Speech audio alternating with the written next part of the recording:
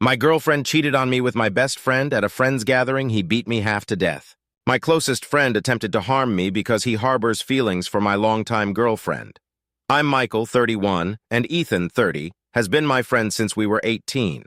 We connected over our shared career aspirations. After years of setbacks and numerous rejections, my career finally began to flourish over the past 3 years, whereas Ethan's did not. Throughout this time, I've dedicated significant effort to support him, offering encouragement and assistance. We even shared an apartment from ages 23 to 25, splitting everything equally. Roughly a year ago, his demeanor towards me shifted. He began mocking me, making belittling and disparaging comments. Typically, I'm an optimistic person and initially shrugged it off, thinking he was just envious and going through a tough period. I empathized with his struggles, recognizing the competitive nature of our field, filled with rejections, and how difficult it must be to watch a friend achieve the success you've long desired. Then there is my former girlfriend, Lily, 30. For over 6 years, I believed we had an ideal relationship, excellent communication, a healthy sex life, and unwavering support throughout my challenging career journey. I tend to be quite open and enjoyed discussing everything with her. We had no secrets, or so I thought. I always made an effort to keep our relationship lively and exciting, planning weekly date nights, surprising her with gifts and trips, trying new activities together like cooking and dance classes. I cherished sharing experiences with her, engaging in her hobbies, and ensuring she knew she was my top priority. I believed she reciprocated those feelings. Even as my career advanced, I made sure not to neglect her or my friends, maintaining a balance between work and personal life. Last week, we were all at our friend's place, Josh and Mia, 31, who had recently bought a house. We were sitting in their backyard drinking with Chris, 28, and Anna, 31. Our friend group has been close for 8 years. Ethan got drunk quickly and spent the evening taking jabs at me. After a year of this, I finally had enough and confronted him, which led to an argument. I mentioned that his behavior stemmed from jealousy over my recent success, and that it's not my fault he hasn't succeeded. I also reminded him of all the support I've given to help him get opportunities. Suddenly, he attacked me. We pushed each other, but he managed to knock me down and kick me in the ribs several times. Then he tried to stomp on my head.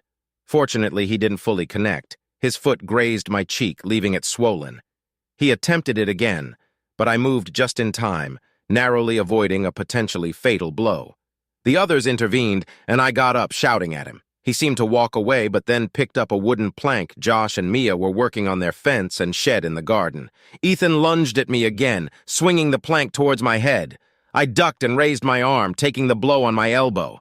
Again, he could have killed me. Within seconds, he almost struck Anna with his wild swing. Chaos erupted, and Josh and Chris tackled him, beating him severely in their rage. The girls managed to pull them off Ethan, and everyone realized the gravity of the situation. Ethan sat up, and Lily went to his side. His face was bloody, but Ethan didn't lose consciousness. Katie ended up driving Ethan to the hospital and came back in the morning.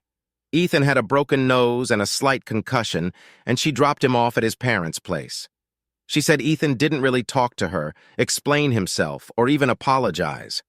None of us really slept that night, and honestly, after that, things are a bit blurry to me, probably a mix of alcohol, shock, and adrenaline from the worst night of my life. But it just got worse. You might have noticed I haven't mentioned Lily for a while. We were sitting around, and Josh said something like Ethan deserved worse than a broken nose for trying to kill me twice and almost hurting Anna. Then Lily, who had been quiet, suddenly snapped and defended Ethan, saying he doesn't deserve any of this and that he has just been having a hard time. Josh and Lily almost ended up in a screaming match before Lily stormed off. I followed her, thinking we were all in shock and sleep-deprived, and planned to comfort her. I found her in the guest room crying. I told her I understood we were all in shock and maybe we should just try to get some sleep. She didn't even look at me, and suddenly I realized that Ethan and Lily were sitting next to each other the previous evening. It wasn't the first time. When Ethan was screaming at me, Lily was by his side, hugging his arm, pleading with him to take a walk with her and calm down, pleading with Ethan, not me. After Ethan kicked me, stomped on me, and swung a plank at me, her attention was still on calming him down while I lay there in pain. She didn't check on me when the guys were beating Ethan. She was screaming and hysterical, trying to pull them off him. I don't even remember her asking me once if I was okay all night. So I asked her, "Are you cheating on me with Ethan?" She just started crying hysterically, repeating that she never intended for it to go this far, and I got my answer. I just lost it and started yelling at her, asking what was going on and how she could do this.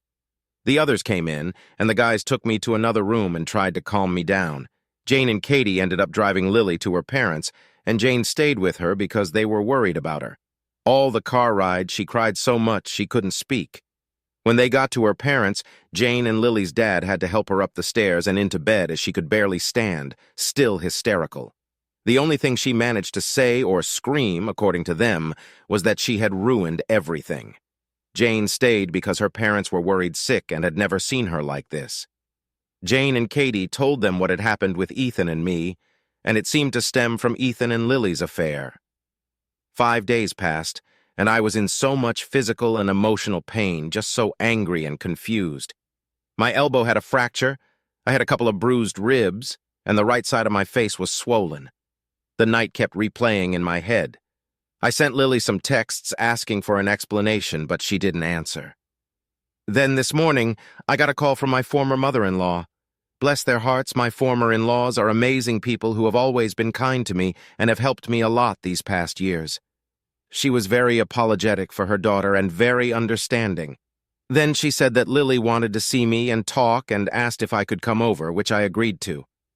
I arrived, and they said they would wait outside in their car to give us space. But because of Lily's state, they didn't want to leave the premises. When I walked in and saw Lily, it was a roller coaster of emotion, anger, and bitterness. Then I felt sorry for her and just wanted to hug her. She looked awful, like a mental patient who hadn't eaten, showered, or slept since that night. I just felt so bad seeing her like that. I had to restrain myself from running over and taking her in my arms, so I just sat down facing her.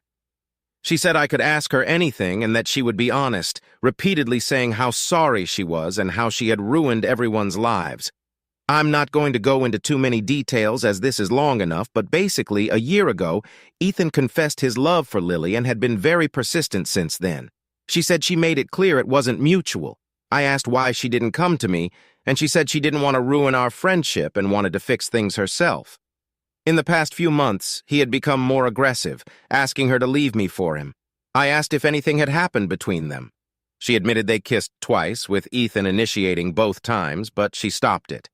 They also cuddled once while watching a movie, during which Ethan tried to initiate sex, and she left, setting clear boundaries. I asked why she kept seeing him alone if he was constantly trying to kiss her and get her into bed. She said he always promised he wouldn't do it again. I asked why she didn't cut contact, why she kept answering his DMs, kept meeting him, giving him false hope, and leading him on. Did she like his attention?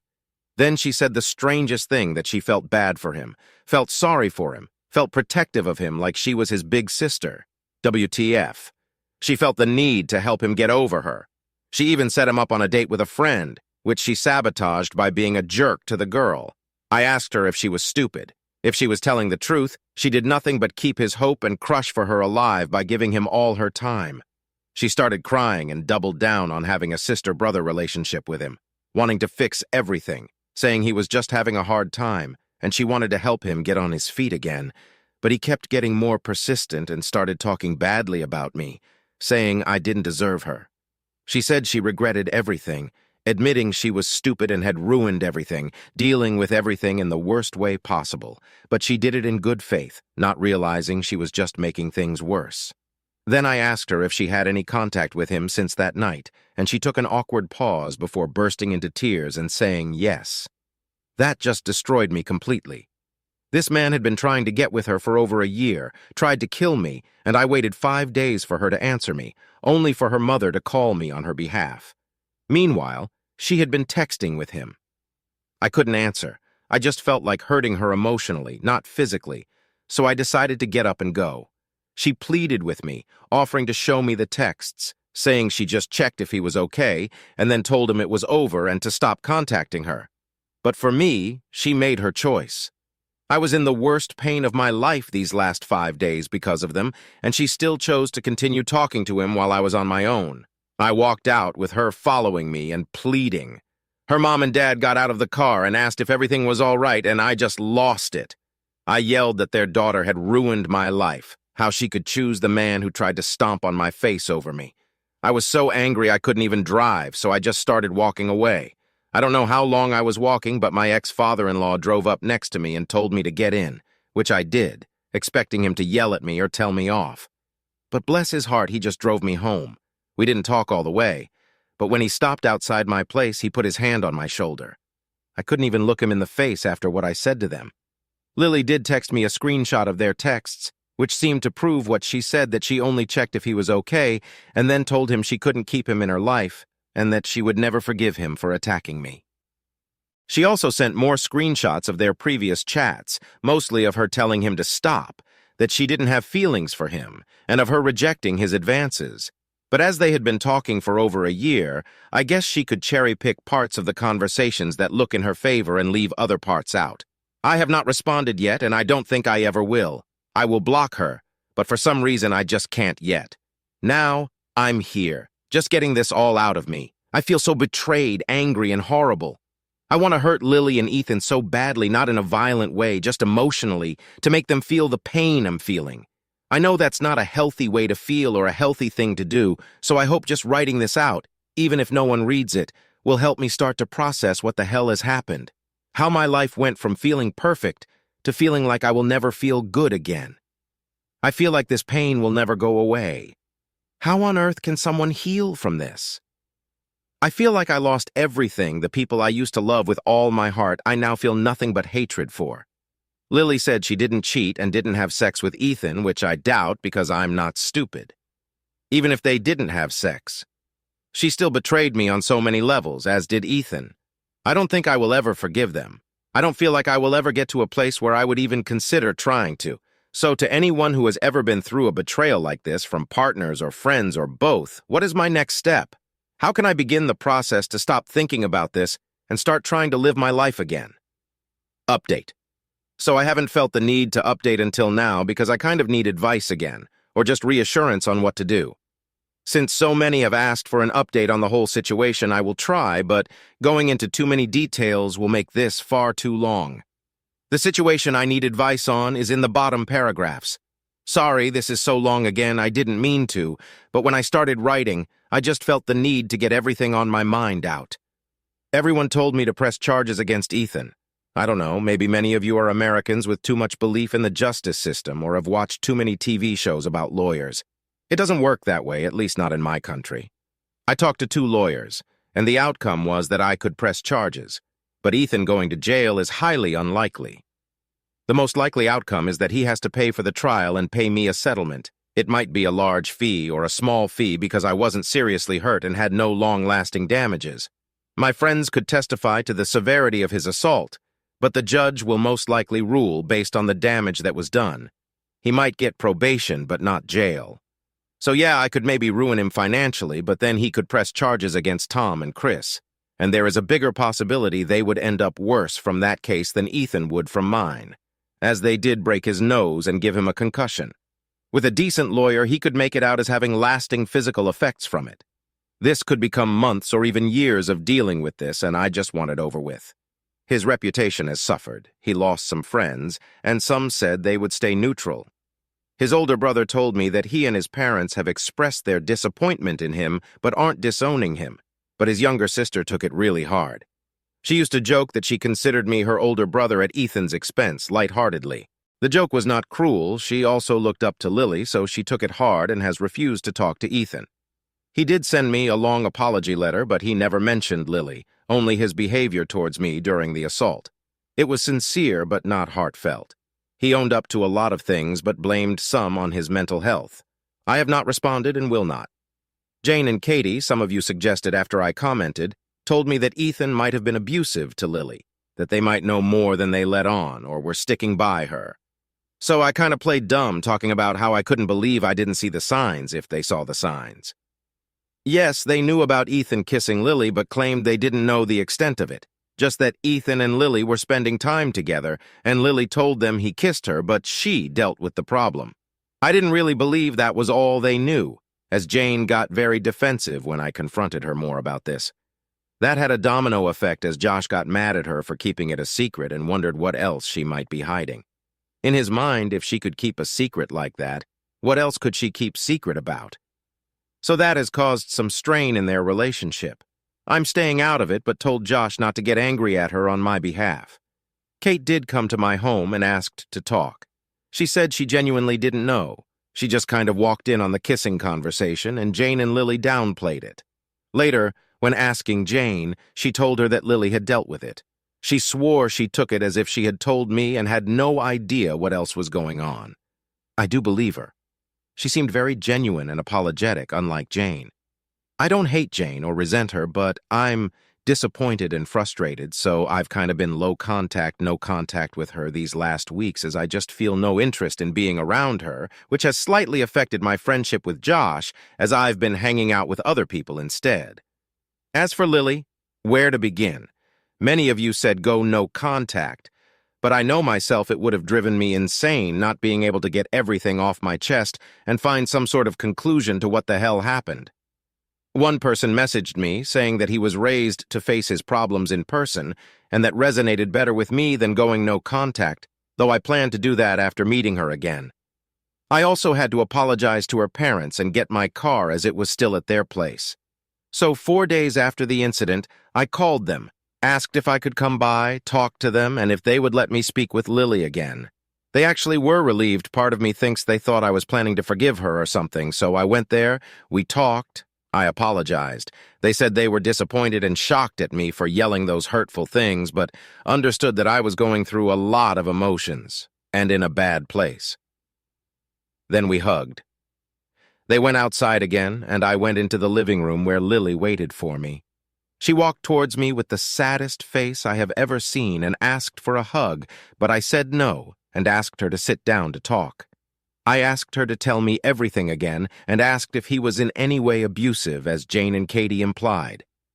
She gave me the same version as last time, but with some additions. She said she didn't fully realize at the time.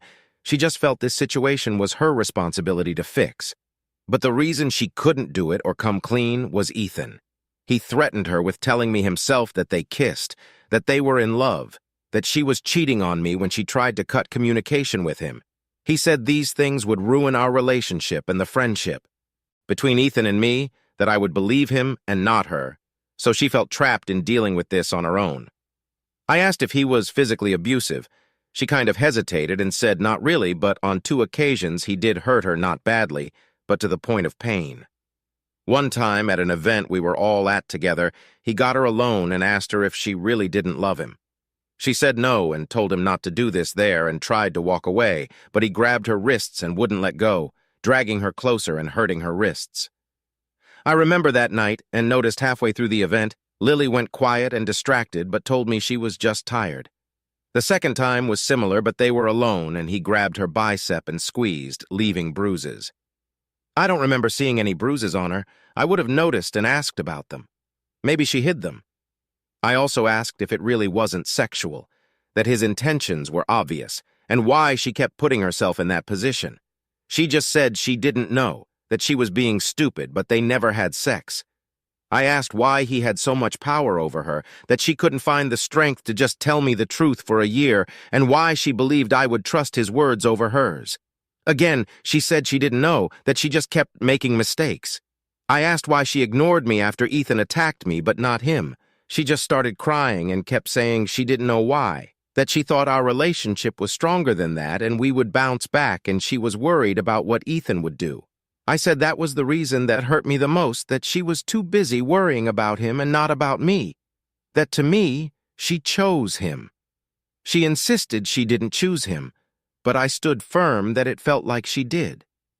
Then I explained how much she and they had hurt me, that all the trust was gone and that we were done and I would have no contact with them. She asked if there was a point in the future we could be in each other's lives, and I said no. But it was eating me away, as there were so many things I doubted in her story. So I reached out to Sarah, Lily's best friend, and said that I was just destroyed and felt like nobody around me was telling the truth, and begged her to be honest. To my surprise, she answered. It appears she knew a lot, but Lily kept her out of the loop with many things. She knew about Ethan and had told Lily to stop talking to him and to tell me about his behavior. She knew about them kissing and that Lily regretted it and was the one who stopped it from going further. She told me that, to begin with, Lily felt validated by helping Ethan. She used to like the dynamic in our relationship where I needed her support when my career was struggling and full of rejections, not that I was constantly crying on her shoulder or relying on her money, but on many occasions she was my support system, the one who cheered me up, hugged me, cuddled, motivated me, made me believe in myself and kept me going. When my career took off, she felt that dynamic was missing. But then Ethan was in the position I was in, and she could give her support to him and feel that validation again. I was just baffled. Sarah said she was too when Lily told her. I asked if she felt validated by the sexual attraction from Ethan. Sarah said Lily never really talked about that, but as a girl herself, and knowing Lily for 30 years, she suspected that was a part of it too. Then I asked, as I've been fearing I might have been delusional about being a good boyfriend, if Lily ever talked bad about me, if maybe I did something to drive her into Ethan's arms. Sarah said not really, that Lily always sounded very much in love and often talked about how happy she was with me. Happy she was, how I made her feel special to the point where Sarah was almost jealous on a few occasions. Lily did call me overbearing, clingy, and said I would sometimes shut down and be selfish, but never anything worse than that. Since then, I kind of think Sarah has been flirting with me. She texts me every day, at first just asking how my day was or how I was feeling, then sending memes, and eventually memes that are kind of sexual. But I have no interest in anything with her, so I guess I will have to shut that down. I don't want her thinking I'm leading her on. I'm just trying to come to terms with all of this, trying to move on. Then about 8 to 9 days back, I get a text from Lily. I had blocked her on all apps and social media. We always communicated with those, but rarely with our phone numbers, so it genuinely slipped my mind. Or maybe subconsciously I didn't block her there. The message just said, "How have you been?" followed by her saying she smiled and laughed again for the first time because of me, along with a photo of me on her TV, saying how proud she is of me and that she looks forward to seeing my career progress. I work in the entertainment industry. My big break early last year was a job behind the scenes, which progressed to me getting in front of the camera. I'm by no means famous, it's just a little show, although growing in audience and popularity since we began, not on the main channel or anything. I made the mistake of responding, and we chatted for 2 days, not about us, but about some political issues in the country. I kept my distance, still. If she texted, I'd just wait until I was in the mood to answer or finished what I was doing first. Then she asked if I could find it in my heart to let her in my life again, if only in a small way, in the future. I said I needed more time, but it was unlikely. I told her I couldn't keep doing this for my mental health, said goodbye and blocked her again. I thought this was over, but then last Friday night around midnight, I got a knock on my door, and lo and behold, there stood Lily, soaking wet in the rain like some freaking scene in a movie. I asked what the hell she was doing here. She said she was out drinking and wanted to see me, but got cold feet as soon as she left the taxi and stood by the road for 10 minutes, but was too cold to wait for another taxi now. So I let her in, gave her some old sweatpants, a t-shirt, and a hoodie of mine, and gave her a bag to put her wet clothes in. The story is that her girlfriends pressured her to go on a girls' night out, but she didn't feel ready, but she went anyway. They were drinking, and she got her favorite cocktail from when we were together. When out on our own, we used to have this thing where we would message each other all night with funny things that happened, inside jokes about situations, or just send pics of our drinks, the fancier, the better. We were that annoying couple. Yes, always on our phone, talking when separated. She instinctively reached for her phone to send me a pic, but then realized she could never do that again and felt a wave of sadness. She drank some more, and then, after telling her friends she didn't want to meet or talk to men, they invited some guys over and told one of them Lily was single. He was flirting and trying to get her attention, and her friends kept creating situations to leave them alone together. She had enough. She also told me that the guy was boring, uninteresting, and pathetic and ugly. Lily rarely talks like this about people, which brings me to this point. I know sober Lily, tipsy drunk Lily, and very drunk Lily. She seemed to be in the tipsy drunk state, but usually she's very giggly and bubbly. But now she was completely cold and distant, never looking me in the eye. When I met her, she looked at me with such sorrow and regret, almost speaking in a monotone. Never had I seen Lily like this. It was as if she were a different person. I was tired and felt weirded out. My mind went kind of blank. She just sat there, not saying a word. I went on the taxi app and ordered her another taxi, but after 15 minutes, the app said it was still searching for a taxi. I thought, screw this, and offered to drive her home as I didn't think her staying over was a good idea and suspected that might be her agenda. She just got her things and went to my car without any protest or saying anything in general. In the car, the mood was still weird. She asked to choose the music, and I said yes. She asked to hold my hand while we drove for one last time. Stupid me said yes. Then she just sat there, looking out the window, never looking at me. This attitude kind of disarmed me. My mind was blank. In a lame attempt to lighten the mood, I joked about driving her back to her friends and asked if that pathetic guy was still there. She just shrugged and said she was done with men forever. All they did was abuse her trust, manipulate her emotions and goodwill, and put her in lose-lose situations. I didn't know if that was a stab at me, Ethan, or both. I asked her why she said that, and she shrugged again and said it seriously. She also told me Ethan sent her a letter asking her to move with him to another country, but she threw it out. Then we just drove in silence. When we approached her parents' home, I felt her squeeze my hand like she didn't want to let go. When I stopped the car, she said nothing, just got out without looking at me and went inside. When I got back home, I of course found her underwear in my bathroom, placed beside the laundry basket where clothes would often fall. My common sense says she left them on purpose. She knows that's where clothes sometimes fall, but they do fall there naturally, so it's just another thing for me to overthink and doubt. Now I've got her underwear and she's got my clothes, which is a reason to see each other again. I was so confused and a little scared for Lily in this state. I even wondered if she was on drugs that night because she was so unlike herself. I'm debating if I should ask Sarah about it, but I shouldn't put her in that position and pull an Ethan on her. I'm also that naive that I unblocked Lily on everything because I genuinely thought she would reach out with an apology for showing up drunk at my place. The old Lily would have. I also noticed she changed her Instagram a lot, removed her bio, deleted almost every picture she had this cute and quirky feed. She kept 2 old pictures of her, deleted all the pictures with other people, and kept one picture of us together from a holiday 2 years ago that we both cherished as the most fun time in our lives. I felt like I was making a tiny bit of progress, but now I can't stop thinking about her again. The truth is, I really miss Lily so much. She really is a one-of-a-kind person. I've always realized how lucky I have been to have her in my life. As much as I've hated her and resented this past month, seeing her on Friday and remembering how she cried at her parents' house made me feel something. It made me feel good or content, thinking about her hurting from her decisions and destroying her life with Ethan. I felt like she deserved it for making me hurt so much, but now I feel some resentment, and I'm more worried and afraid for her. I admit when she squeezed my hand in the car, I got a tingle of butterflies in my stomach thinking about it and our time together. I don't want her to self-destruct or feel bad or guilty for the rest of her life. We are only human. We make mistakes.